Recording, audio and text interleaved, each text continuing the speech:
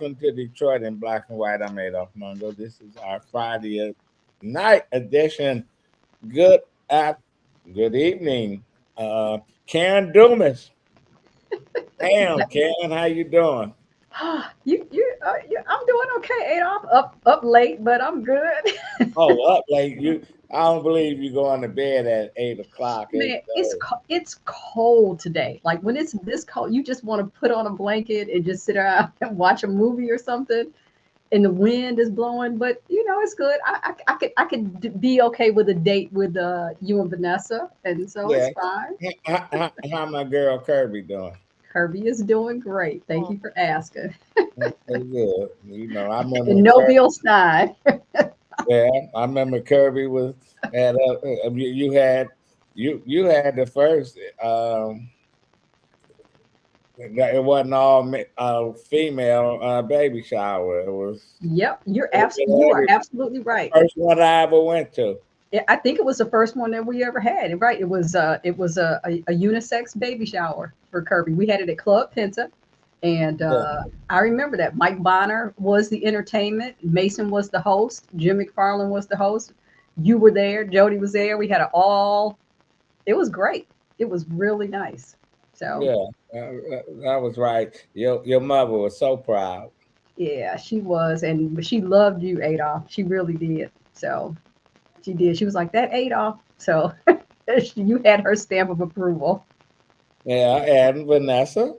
Hey, good evening, everybody.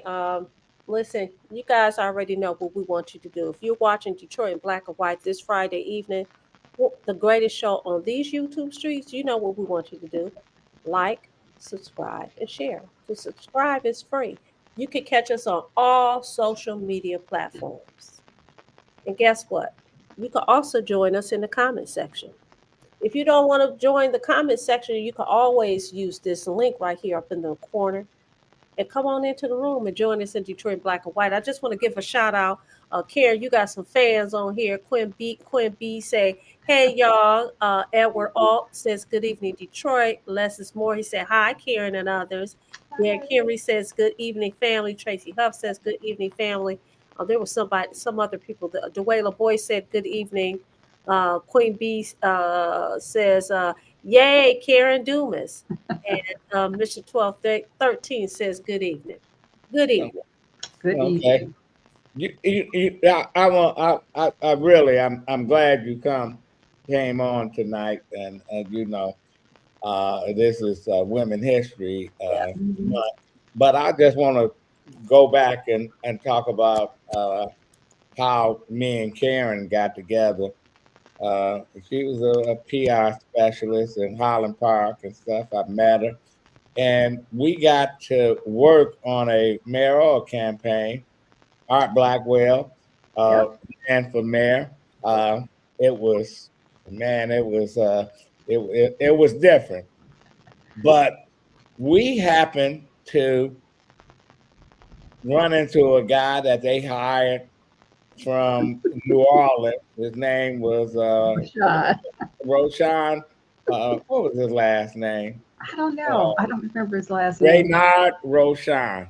That's what it was. Yep. You're absolutely right. He was a well-known political Hmm. consultant out of New Orleans, and he had some stories. He worked for the first black mayor, Dutch Moriel.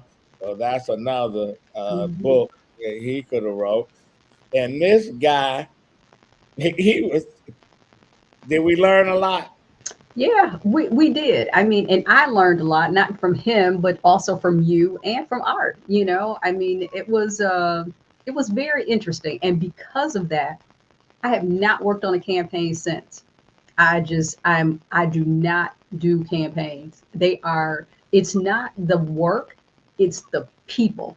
Because like we talked before we came on, in terms of, being an elected official, you get all this, people love the clout. They like the attention. They want, and just that whole internal competitiveness is too much for me. And I think, And the bottom line, it was people that worked in the campaign facing off with the other folks that worked in the that's campaign, my point. That's and my they point. didn't like they thought Karen was Johnny Come Latelys.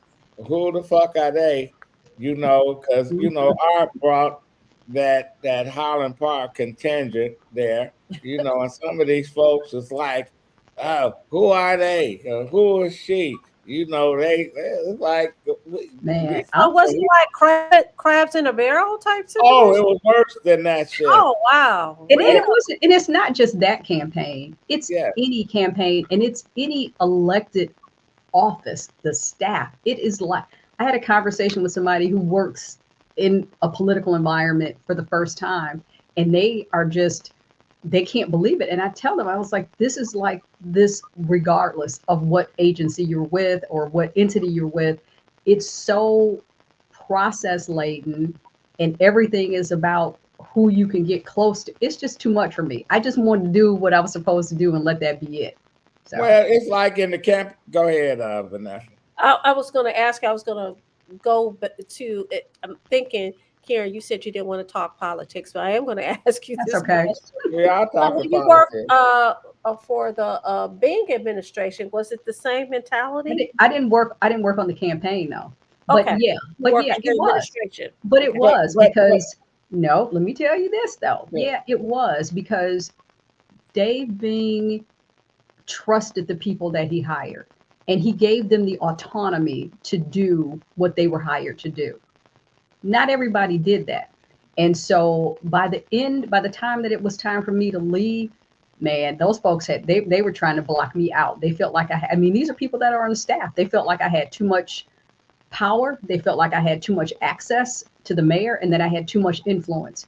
And the internal blocking me out and ostracization. Do you remember when there was a shooting at the 6th precinct? Yeah. Remember when somebody, okay. So there was a hierarchy in terms of if there was an emergency, who was supposed to be involved. Do you know? Nobody told me. What? They did not tell me. Do you know how I found out?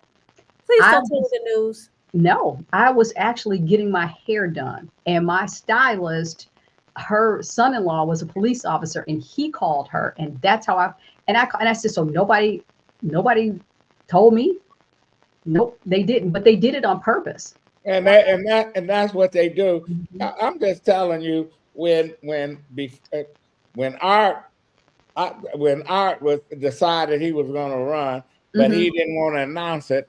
I go to Art. I say, please announce it before Right. Dennis Archer and all them out there. Mhm. And Right. he said, well, I didn't want to disrespect the old man. He's talking about Coleman Young. Yep. And I said, the mayor's not running again. See, I Right. had left the mayor's office. Mhm. It wasn't in the good terms, but then we became good friends again. And he said, I'm not going to do it. So I go to Manugian. I Mhm. meet with the mayor. I said, you're going to Right. support Endorse. Art Blackwell. He said, nope, I'm not going to support him. He said, Mhm. I like Art. But the reason he didn't support him because he didn't like Art Daddy. He didn't like. But see, that's the kind of stuff That's he I said know. the fruit falls not far from the tree. So I go back and tell Art, and they didn't believe me. And they had all these people mad at me. Wow. But he told me he wasn't supporting. He wasn't supporting them. So I go to Dennis Archer. Dennis Archer wanted me to work on the campaign. I find out from one of his people, Emmett Baylor, who Mhm. said in a meeting, Freeman Hendricks got up and said, if you hire that Mongo, I'm quitting the campaign and taking half the people with me. I thought I was good friends with Freeman. That's what we're talking about. Am I right, Wow. Kim?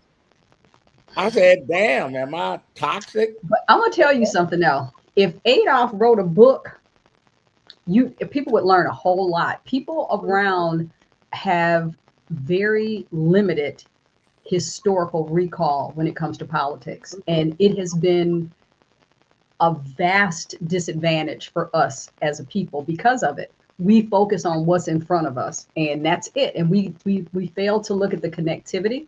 We fail to look at the impact, the outcome. It's like we're lost sometimes. I hate to say it, but It says if people disregard history and how important Mhm. history is, and how Right. history actually dictates what's going on in the present and what's going to happen in the future. And that's Mhm. really unfortunate. I agree with you that he has and when I say he, I'm talking about Adolf, has Mhm. a wealth of knowledge about Yeah, what he does. gone on in the city of Detroit. And I just love sitting there listening to the Mhm. stories that he tells. And it's really interesting because a lot of these people are people that I know. Mhm. So Yep.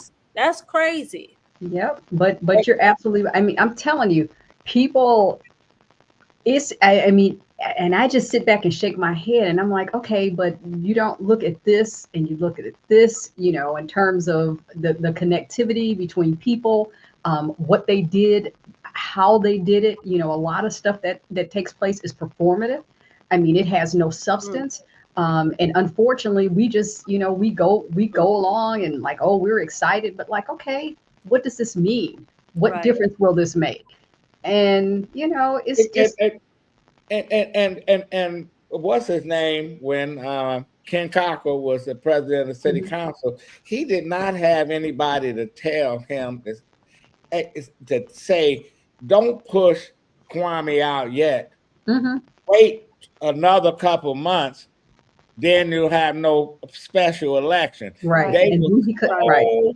they Well. were so quick to get up on the 11th floor that they put all the pressure on him to go. I would have said, "Oh, I'll give him two months to pack up and get out and whatever he's gonna do." So when he uh, became mayor, he had to run a special election. What happened? He Yeah. got his But ass kicked. that's when. But that's because people. Everything is driven by emotion. Yeah. They're not. You got to in politics. You got to play the long game.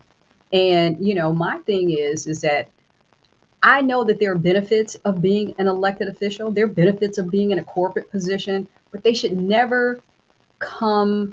It should never come at the expense of the people that you serve. It just shouldn't. And I see that too much. I just do. I mean, public service is now self-service. Nobody's Yes, thinking it about is. nobody's thinking about the public at all. Yes, it is. Well, They're just because not. the bottom line is what I can get out of Hmm. what you go and look up at Lansing. You got people they run for state rep. They stay there for the 3 terms. Then they run for state senate. They stay Hmm. there for the 2 terms, and then they try to come down to the county commission. Yep. We had people that's 90 years old and been in all those positions and Yep. still sitting there and they in a daze.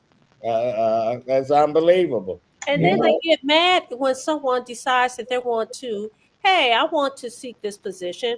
I'm going to run Hmm. for it. Oh, no, I'm entitled to this position. Well, You're yeah. wrong for challenging me. I'm like, well, what is this? You yeah. don't But, believe in competition? Are you serious? but, And but people constantly Vanessa, complain. Let me say this, Adolph. People constantly complain about the generations under us, Karen's children's age, my son's age, Hmm. who Hmm. don't participate, but yet Hmm. you don't want to pass the baton. Yet Hmm. you don't think it's important for them to know the history of our people here in the city of Detroit. Well, The we haven't had hypocrisy sickens me. we have not had a political succession plan since Coleman Young. I mean, we haven't. It It's has been crazy. when he didn't endorse, anybody for mayor. Remember, he didn't endorse anybody for governor, and everybody was sitting back waiting Right. for him to say. So, I mean, John Henrik Clark talked about other cultures and how they approach things. They don't tie it to a person; they tie it to a purpose. Hmm. And so when that person dies or leaves office or whatever, they turn the page, they keep Right. going. For us, we tie everything to a person. When that Yes. person does something, we don't know what's going on. it So, like Coleman Young told me about Dennis Archer. He said, I like him. He mhm, ran my second campaign. I helped him get on the Supreme Court. I made sure his wife was on the 36th District Court. He's from my family. I consider him one of my kids. He mhm, said, I consider Art Blackwell, one of my kids. Sharon Mhm. McPhail, one of my kids. So I'm not endorsing nobody. Yeah. The person he tried to push out there was Charlie Williams, who was his jack of Mhm. all trades in his administration, who did not want to run. Right? Mhm. But you probably talked to Charlie today, and he probably tell you maybe he should have gotten out there and ran. But at the time, you look at it, and when me and Karen was in this campaign, I ran campaigns. I've been in campaigns. It was like me and Karen and Roshan against everybody else in Art's campaign. Now they brought Roshan from they brought him from New Orleans, Mhm. well respected, and there was folks that fought him tooth and nail. He came with a plan, and they Mhm. just butchered it and turned it into shit. But I'm telling you, and I was Didn't win. younger, much younger at the time. And I remember having to butt heads with somebody because they were just completely disrespectful. And I said, I mean, after a while, I just got tired of it. And I said, listen, I'm someone's child, but I'm not your child. I don't talk to you disrespectfully, and you're not going to talk to me disrespectfully. So when you figure out how to approach me the right way, then we can talk. Until then, stop talking to me. And I haven't had a problem out of that person since, but they were very nasty. I was like, you got me totally confused. I was respectful, but I'm like, I'm not tolerating this. I'm not. It's like when Art ex-wife didn't talk to me for 5 years because I said he was going to lose. I sat in the meeting and said he's not winning. We knew what was going on out in the community, but me and her became friends again because she was like, he's not gonna win. Brenda Scott, who that was my girl, she was running for city council, and Art said Brenda's not gonna win. And I Mm-hmm. had a Blackwell sticker on my car, and Brenda saw the sticker and said, "You don't have my sticker." I said, "Cause Art needed more than you. You're gonna win. You're gonna win city council." She said, "No, I don't think I need my sticker on your car. Put a sticker. I got 2 stickers. At that time, those stickers was hard to come To off. get off, yeah. That's why I never put one on my car. That's why I never put any Nope. stickers No, again. no stickers That's and how no yard that's signs. how these that's how these folks they get that these politicians who run, they get campaign itis and they Mhm. go crazy on shit that you can't control. So my question, I'm gonna make a comment and a question. So the comment is, there seems to me, since Adolph and I have been friends, there's so much competition between the consultants. One. Two, it seems to me that if you're hiring a consultant, you want them to tell you the truth, not what you want to hear. But what I'm hearing from these stories that you guys are telling, they want to hear what they want to hear, and that's not necessarily the truth. No, So I'm paying you to tell me what I want to hear and not the truth, which is not going to get me to the finish line. If that is not insane, I don't know what is. Well, I don't necessarily think it's that it's the candidates that feel that way. It's the people around them. I mean, right. I think anybody that knows me and anybody that knows no, I am not a BSer. Like I am not. If you're looking for a yes person, I'm not it. And my thing is especially as it relates to campaigns, because I do a lot of media. My preference is to not be formally involved in a campaign so that I can speak objectively. If I'm telling you how great a person is and I'm on their payroll, then that's a subjective statement. Right. And I think that people know that if I'm telling you whatever, I'm going to be as honest and objective as possible. So in order for me to give you an honest assessment of a candidate or an official, it's best for me not to be on their payroll. Because when I hear people that are consultants and they're talking, oh, this person is great, well, you're paid. Well, of course you think Right. they're great. Tell Right. me objectively who they are and what they're bringing to the table. So, yeah. There's no question. When you got a winner. Listen, Yeah. That's true. When I got hired, and I really didn't want to work for him, but I'm a hired gun. With Kwame, I tell people I parachuted on the deck of the Titanic, but I had a helicopter coming to get me before the Titanic sank. I had an out. I knew, when people don't start listening, and it's not only in politics, but you tell folks, It's in people, business. Yep. yeah, when people want your advice and stuff, it's like I learned this from Coleman Young. Uh, the football classic. Remember the football classic? Yeah, and they had a hard time promoting Southern and Grambling, etc. at Tiger Stadium.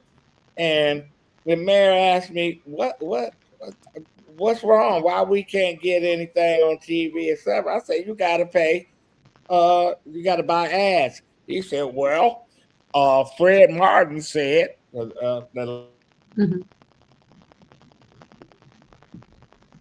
Well, you know what? I'm going to read some of the comments, and then you know what, Adolph, I think we need to go to break. We'll come back and do the comments.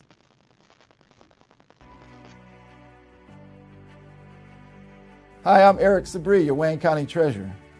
Are you living in the home of a deceased family member and you're facing property tax foreclosure, or maybe you know someone who's in the same situation? The probate process may be helpful to you. If you file a probate petition and notify our office, the foreclosure proceedings will be halted during the probate process. We have several nonprofit partners who have free attorneys who can assist you. Contact our office, 313-224-5990, or email us at taxinfo@waynecounty.com. Don't lose your family property. Some of these properties have been in the family for 4 or 5 generations. Contact us now. We're here to help.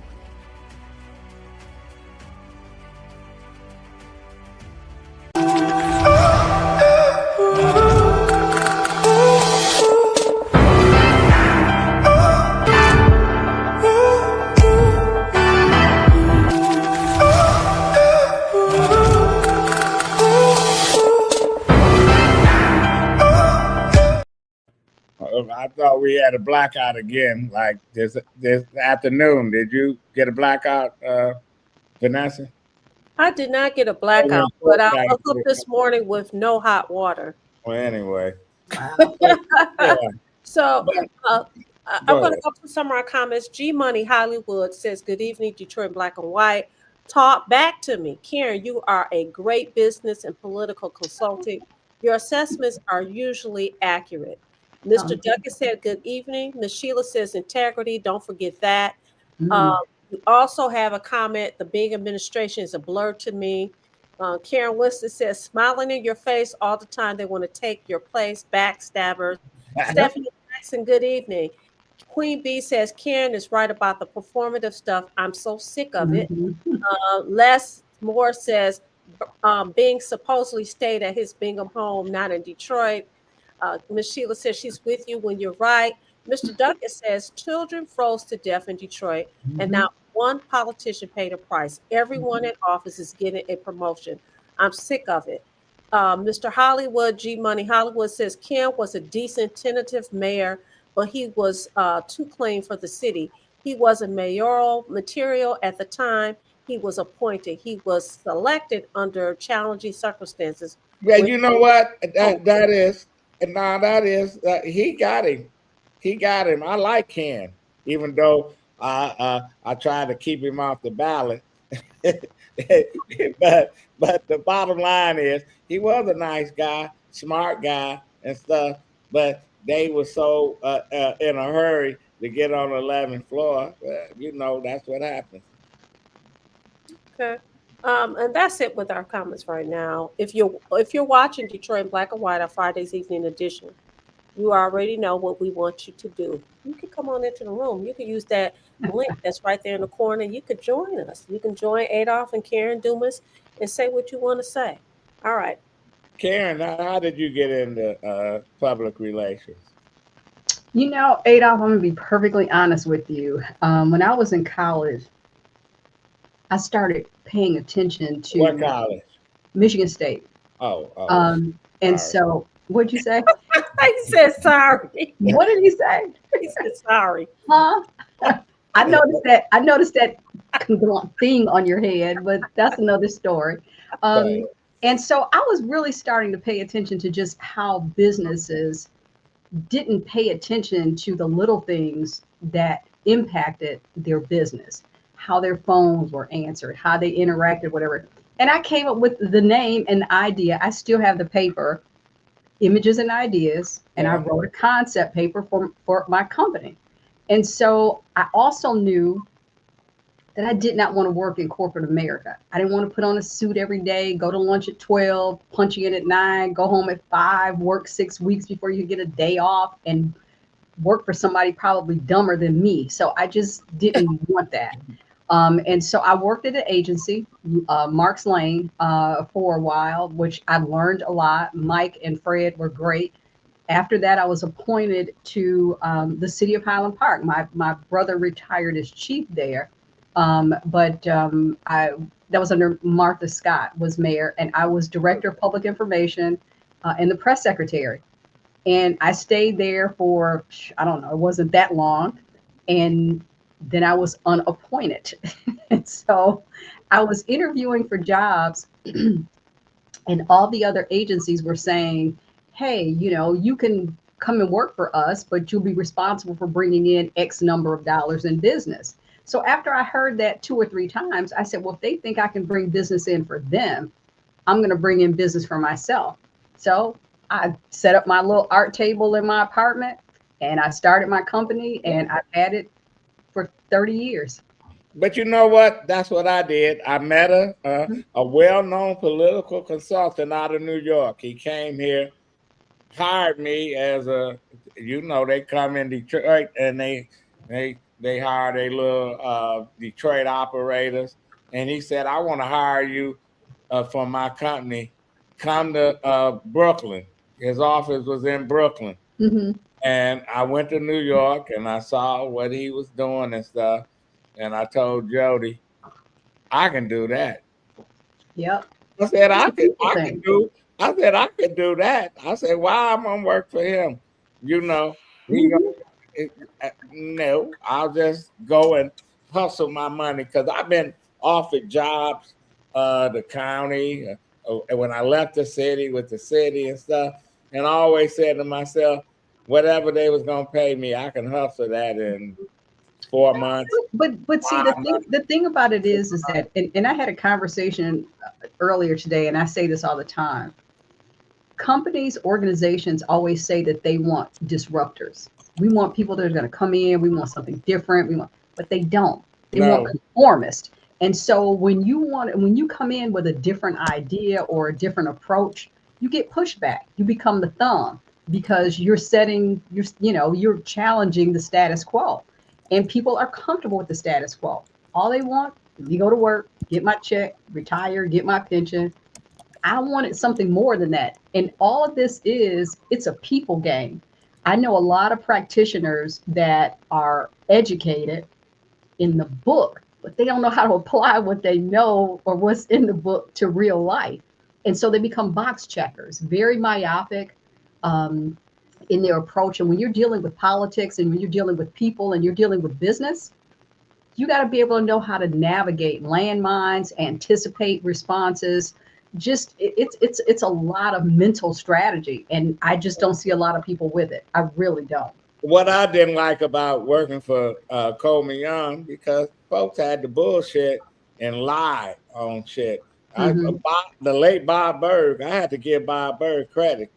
He can go out in front of the press and lie with a straight face and shit. And I'm sitting back there knowing that ain't the real story. Mm-hmm. I'm like, God, what I fell out with them, and I fell out with them because it over something simple. Paramount had a representative here in Detroit. They reached out to the Department of Public Information, which I was the deputy director, Mm-hmm. and they said, we got an actor from Detroit. He's going to be in this new movie. It's going to be a hit movie. and we want him to get a key to the city. So I sent the name of the actor up to Bob Berg because he was technically over the department, and he looked at it and said, "That's nothing." So I go to Gil Hill. Gil Hill said, "I'll give him the key to the city." Mm-hmm. The actor was Courtney Vance. Mm-hmm. His mother worked for the city, worked for the library. He went to Yale, went to Harvard. He also went to Cranbrook too. This was his first movie, The Hunt for Red October, and Gil Hill gave him the key to the city, and Coleman Young was pissed. I said, "That was your boy Bob Berg." You know, I said, these folks, they was making all these decisions and shit. Same way when the Tigers won the World Series in '84, the mayor was out of town, and they was getting how is the mayor gonna be represented at the ball game and stuff. And well, I was the lead person. Fred Martin, his deputy, said, "Oh, the mayor don't like the ball games and stuff. We're gonna get Ben Hooks." Mayor was pissed as hell. He told me, he said, "If it ever comes from my mouth, fuck them. You tell me." Because Ben Hooks was throwing out the first ball. The mayor loved Tigers. He loved baseball and stuff. But this is because people was pissed at me because who was this little asshole? And he didn't work his way. He got this position because of somebody and all this other shit. I didn't know any of these assholes when I came there. So, but that's why I left after 8 years. I say it's just time to leave. And people say, the mayor never gonna talk to you again. When I needed something 3 months later, I called the mayor. Mayor said, "Come on over to the Manuga and shit." Never asked me why I quit. Because but Coleman was cut from a different cloth. Yes. He understood, decisions aren't always personal. Things have to move, people have to change. And he understood that you were an asset to him. So you deciding to leave wasn't an attack or a reflection on like him. I got my own mama mad at me. Talking about, just take the mom, take the mom. You're not gonna get your pension. I said, I guess I'm not gonna get my pension. But you know what? People are, and I understand, but if you really start to look at how society is set up, it's not even conducive for people to be happy. You go to school, you go to work, you retire, you die. I mean, it's like, where is it that, and I think that's what young people are focused on now, is that they want to do something different. I spoke at the Rotary Club, I guess about a year ago, and I talked about how the 9-to-5 business model is expired. It is outdated. And, there were a lot of conservative, they said, well, people just don't want to work. I said, no, that's not true. They don't want to work the way you worked. They don't want to work themselves to death. Yeah. Thank you. And they don't, and their whole thing, everybody's chasing a pension. Everybody's chasing a vacation day. I tell young people all the time, figure out what's going to make you happy. Right. Because, there is no such thing as job security. People say, oh, well, I don't want to lose my job. You can lose your job any day. I used to tell people when in the mayor's office, keep two things, an empty box and a full tank of gas. So when it's time for you to go, you can go. Ain't no question. Why don't you read some of the comments? They're talking about Mr. Well, there's a question, Karen. It says, I'm gonna show you the question. I see it. Something. I don't know if you want to answer it or not. Okay. Well, let me say, I see it. It says, do I think that this new Detroit mayor administration is going to take Detroit in a new direction? I'm going to say that's yet to be seen. Let me preface that by saying I think the biggest thing that Mike Duggan did was change the perception of this city. That's it. Because he's waving with one hand and he's robbing everybody blind with it. And that's still going to come out. So we haven't seen the damage that he has quietly done to the city. We haven't. So whether, he did a lot of, what's the word? Propaganda, marketing. Everything was about, the shell game, the moving and the whole nine. Yeah. But the substance wasn't there. And I'm disappointed because I do see a lot of people now complaining about things. The new mayor hasn't been in 100 days. She hasn't, but they're just complaining about things that they should have been complaining about the last 12 years and they didn't.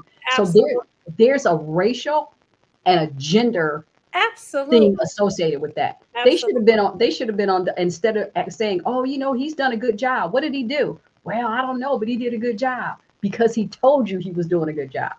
But for those who live here, we know the difference between what's being presented and what's reality. So whether or not this, I will say this, I don't think that whole promotion.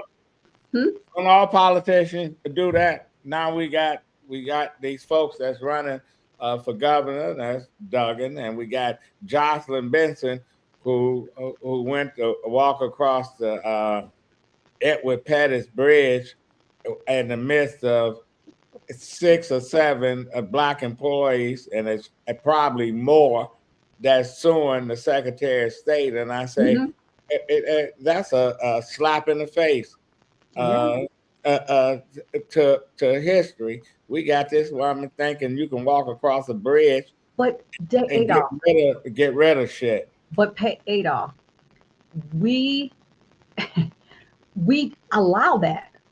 Let me say this. There's one thing missing in the Black community that would change the trajectory for everybody in it. And that's just a little bit of sticking together. That's it. I have to support those things that are good for the collective good of the community. Maybe it doesn't benefit me, but we don't think like that. No. I had somebody come to me. I'm going to tell you this. I had somebody come to me when Proposal N was on the table, and they were in the state legislature, and they said, Karen, we want somebody to work on Proposal N. I said, well, I don't think that's going to be beneficial to the majority of the people in the city. I just don't. And they said, well, we want to have somebody Black work on it, and it'll be an easy $25,000. I said, then you won't have a problem finding somebody else. I'm not doing it because there are too many people that are being negatively impacted by it, but not enough people function that way. Too many people say, oh yeah, well, shoot, I'll take the money. But what impact is it going to have on other people? I mean, and that's how we have to see it. We want to listen, we let people appropriate our culture. We want to invite everybody to the picnic. Yeah. You got Gretchen Whitmer, wearing buffs and all that foolishness. Like, stop it. Bill Clinton being our first Black president. That's what I'm saying. Stop saying that stuff, because you know what? Other cultures don't allow that. They will, if you say anything that they even think is offensive, they will collectively shut you down. Us, we're like, oh yeah, let's do the Blade Icewood. Let's stop all of that crap. Gretchen Whitmer don't know. She doesn't care anything about any of y'all, to be honest with you. And we should have been pissed. And I keep saying this, and people say let it go. When she threw Garland Gilchrist under the bus and said he couldn't win, I said it don't matter whether he couldn't win. He was loyal to her. Adolph.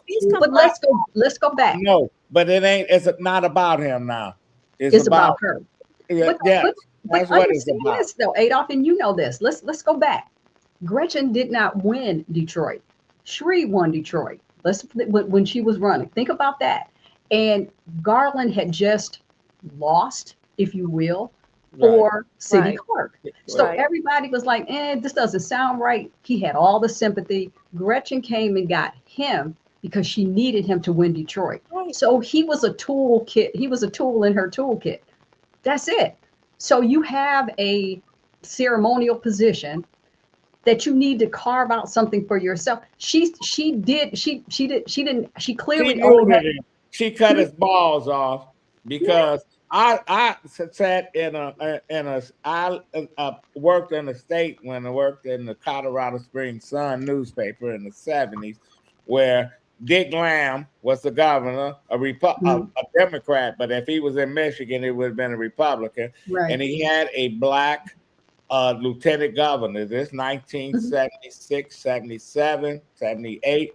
Name was George Brown.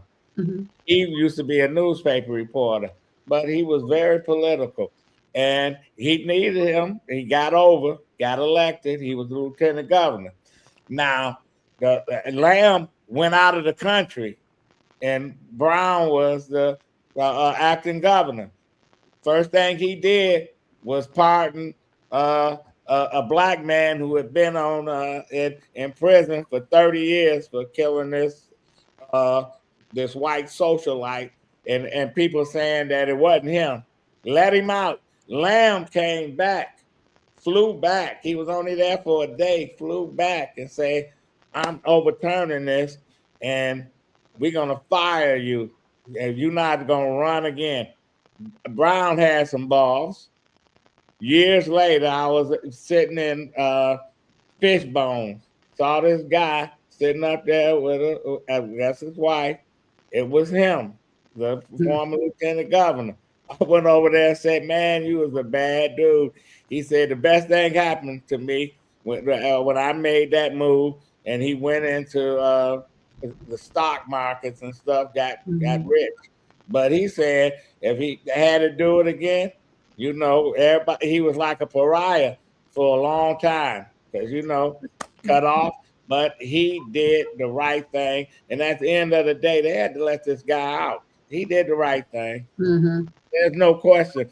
And then Garland should have went rogue on Whitmer. But no, he didn't. And, you know, he played with, now they're giving him the Secretary of State. You know, that's a position, that's the black position, Secretary of State. I can name candidates, but when they want a candidate to win that job, they put all that money in there. Right. And when they had Mary Lou Parks running for Secretary of State, they gave her no money, the Democrats. It's just the same shit over and over. You know what, Vanessa, you can't be Attorney General. Run for Secretary of State, knowing you're not gonna win because they're not gonna put all the support in there. They're gonna give you the money, and they do that a lot. I've seen them do that with people running for Michigan Supreme Court. When the lieutenant governor became governor, it's crazy. Milliken. Yep. William Milliken became governor, and he became governor when Romney quit. And he got he was sworn in as governor, but he got elected on his own and reelected with the help of who? Coleman Young, who told the Democratic Party, "Fuck y'all." But you see, this G Money has said Duggan got in based on race and Detroit's hardship. No, I don't think, and I would bet $5,000. Duggan did not win a write-in campaign. He did not. I knew you were going to say that. He didn't listen. Hold on. Who was that clerk? Who was the clerk? Was that Janet Winfrey? All I'm saying is, Duggan, listen, let me tell you this. There are people that, and people want to act like it was a big deal. No, it wasn't. Duggan, first of all, Benny's name was on the ballot. Yep. Benny had strong name recognition, even though I don't think he wanted to run for mayor. I don't think he really wanted it. His people didn't want him to run. But people, this is when the name had to be exact when you wrote it in. People don't know his name now. They don't know how to spell it. Right. They don't know how to say it. We got a 50% illiteracy rate, and people. I'm telling you, he did not win. And even after that, when he won, he won by a narrow margin. Right. So all of this, everybody was excited and all that. No, that's not the case. I guarantee, I'll bet you $5,000. He did not. And that made me question after that, the integrity of the voting process. Mm-hmm. It was. Now I'm not saying it was fraudulent. I'm not accusing anybody of anything. I'm just telling you, I don't believe it. I do not. You will never make me believe that he won a write-in campaign, and he stepped in to everything from an infrastructure standpoint that Dave Bing had put in place. The lighting authority, the new police headquarters, the transportation. I keep hearing him say, "Oh, we got this from Biden." We went to D.C. and negotiated and got. Why don't Bean speak up and say that's my shit? Well, but you know what? That's not the kind of person that he is. Right. Like he wasn't doing it for show. People used to criticize him for not being a ribbon cutter, baby kisser. But it's like there was so much infrastructure stuff that had to be done, and that's what he was working on. So he wasn't looking for the clout. Here's a man that was an NBA player. He was a successful business person. He wasn't in it for the attention. He didn't listen. He didn't need the money, and he didn't need the attention. So he was doing it for different reasons, and so it So was, what I think am I hearing you you're say not saying I didn't want to talk politics, but he go had ahead. a purpose? He had a purpose, is what you're saying. He really wanted to come in and make a difference. The disadvantage with that, there were so many people that he trusted that did not give him or the city 200%. They didn't do him right. Well, Karen, since this is women's history month, name a woman that you you respect that we should know about, or somebody that we don't know about. I don't know, Adolph. That's really hard. Unfortunately, I'm going to be honest with you. I never really had any female mentors coming up. I had more pushback from women than I had from anybody. I really No. did, and I said if I had had a mentor or a sponsor that was a woman, I would probably have been far more successful than I was. I did not have it. So outside of my family, It's just too bad, because I wish I you didn't. would have really worked with what I can name Joanne Watson, who I look at as one of the brightest, the best. Probably should have been the first woman mayor of Detroit. That she didn't want to, Right. and she's no longer with us. Uh, I can. You're right. I had more good times with women clients Mhm. than I had with males. Because a male client, especially when they hire me, think they know more than me. I say, you don't need me. Well, see, I don't have that. You don't need me. But a woman, they listen, and they'll tell you, go do what you need to do it. And I never had the pushback that I had from men. I don't want to spend this money. Yeah, I say, well, you got it, and if you spend it, you might win it. And if they don't spend it, they don't win it. But see, You the opposite was true for me though, Adolph. The only issue I had was when I was younger. People were like, "Does she know what she's doing? Does she know?" And I understand that. I mean, but it was something that I had to prove, and I did it. I think I Because have they built. saw somebody that brought you in. It must be a connection somewhere. Exactly. Look, you think I about this. understand that. Yeah. People accuse me of having a relationship with Dave Bean. I mean, it was always something, and I'm like, no, that's not me. That's not how I carried myself. That's not. I've never done any of that. Never compromised my character, my integrity. And I was thinking the other day. Sometimes I said, sometimes I feel like I sold myself short. But I've never sold myself out ever. So no, but people they always it's got to be something else.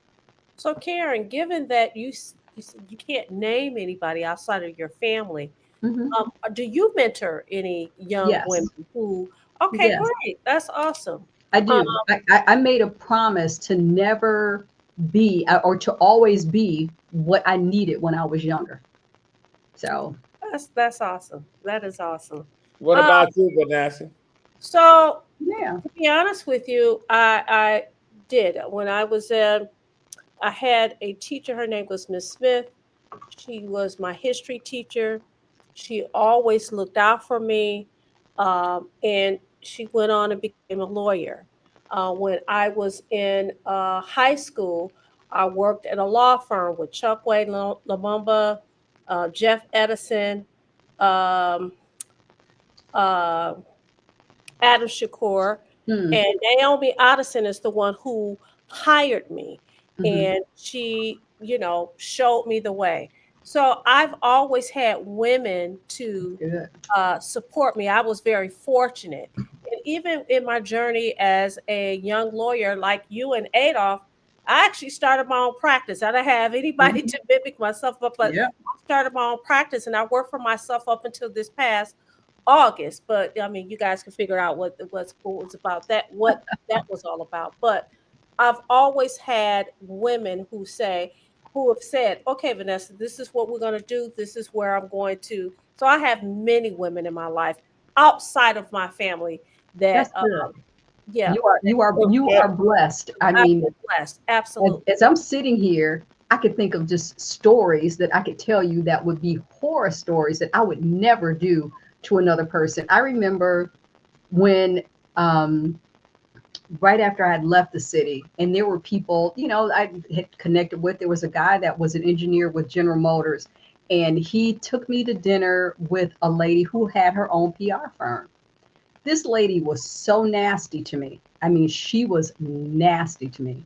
And she sat there. We were at the 1940 Chop House. And you remember that? Yeah. Right. And she was, Margo. yep, exactly. But she was so nasty. And she was saying, oh, well, she told me, she says, you need to, she told me I need to acquire more something that I need to do something. And she was so nasty after a while. I said, you know what? I said, she says, if you acquire more something, she said, then maybe you could come and work for me in a few years. And I told her, I said, but you know what? This time I'd stop. I mean, I was nice and quiet, but I told her, I said, in a few years, I'll be your competition. And sure enough, she and I both went up for the Kobo contract. I got it and she didn't. And she was out of business 2 years later. You cannot be a bad person and live a good life. I don't do stuff to undermine folks. I wish them well, even if I don't particularly care for you. Right. But yeah, I can sit here and tell you some horror stories, But you honey. know what, Karen? You know what I call those people? What? Natural born haters. Yep. Natural born And they haters. are. And something you brought up earlier, you talked about sexism, and you didn't say this, but you do know you're smart, you beautiful, your colorism makes a difference. Your gender makes a difference. The Mhm. length of your hair makes a difference. And don't be articulate. And that's really unfortunate that It that is. has happened. But the blessing out of this is that you're now mentoring and watering. You have Mhm. planted some seeds and you're watering other young women to come up the way to come up in the industry that you work. That's awesome. And it just so and Karen talk about that, but I can tell you all kind of stories where people say when I was, you got all these women clients, you must be doing this and doing that. I'm like, I can't, and I tell you, I tell them I can't take pussy home, I can't Right. take it to the bank, I can't spend it, I can't do all this shit you talk about. But this is what the folks had when I the first 10 years of this shit. And I used to say, I'm gonna get a job, I'm gonna get me a real job. But you know, unfortunately, you have somebody to say I need your help, or they call you, etc. But the bottom line is, and when young folks ask, well, can I pick your brain? Can I do this? Can I do that? I don't have mind sitting down talking to folks and saying, this is how I did it. It might be different the way you need to do it, but it always be upfront. When you go into especially campaigns, that you got a chance to win, you fight, etc. Then you tell folks, I tell people, I said, it don't look like we're gonna win this one. You might as well don't spend no more money. You might as well go to the casino and play some blackjack and try to win your money back instead of spending it. But Right. people, they get in it for whatever reasons, and they and they get upset when they don't win. I had a client, I swear, she thought she was going. I told her from day one, you're not even gonna make the finals of city council. Well, I just need to get my name out there. Okay, you get it, well, whatever. You want to spend some money. And when the primary was over, she called me, say, then I finished in the top 5. I thought it was a joke. I said, no, you look at it. She finished dead to the last. And she started crying. I said, there ain't no crying in politics, girl. Yeah. I said, because you know from day one, you didn't do you had no money, not really, to buy all the kind of ads you need to get name recognition. 2, you never really got out in the community beforehand or during the time. You try to tell people you don't waste your time, but Karen, people come to you and say, I want you to be my PR, and it's a losing cause. And you Well, say, but like you said, a lot of times people, and I am very fortunate. I mean, one, I'm blessed to be able to turn down stuff. I don't take everything and I don't take everybody. I just don't. Um, I don't have to, and I'm not a good fit for everybody, and I accept that. I don't do stuff for the money. I don't. So if it's not going to work, if it's not going to be beneficial for them or for me, I say no. You need to go talk to talk to somebody else. But people do. It's interesting because you say, you ought to do A, B, and C. Yeah, that's what I was going to do. No, it wasn't, because if that was the case, you wouldn't be talking to me. So it's an interesting dynamic. It is. Well, you know what I say, when you're in business for yourself, and I know, I did it for 25 years. It's a relationship. Mhm. Now they say a situationship. And I tell people in a minute, I get to pick and choose, just like you and just like Adolph. I get to pick and choose who I Mhm. want to be in a relationship with. And that's a wonderful thing, because you get to determine what kind of energy you want around Mhm. you, That's uh, true. how you're going to steer the ship, if you will. And it's a wonderful thing. People don't get that. They think that when you're in business for yourself, that you have to take everything, and that you take everything. You don't have to. And that is no, a wonderful thing about being independent. some Well, money but you don't touch. that's true. But this is the thing. Some people are working to survive, and some people are working to succeed, and they Yes, move differently. right, So when you find a person that's working because I mean they got a different level of right, aggression, they may be willing to cut corners, they will whatever. So it's a people thing. Who are you dealing with? What are they right. bringing to the table? How is that going to impact them and how they work, with you? So it's a different day though. It is different. Well, Karen, when you coming back to the radio? You know what, Adolph? I miss talk radio. Or I, radio podcast? but it's now, but the podcast market is so saturated. Yeah. Everybody, I was getting some links taken out of a watch, and the man next to me said he had a history pod. Like everybody has a podcast, Yeah. so that market is saturated. Talk radio is not where it used to be. Do you think about a predominantly black city? We don't have any talk radio shows. That's crazy, and that's by design. And that's by design. You got Art on Sunday and Mildred on Sunday. That's it. What other talk radio do we have in the city? We And don't. once upon a time, though, we had, but that's by design. Yeah. So we could have conversation. We knew what was going on. You didn't always have to agree, but you had Right. a landscape. Everybody had their own. Yeah.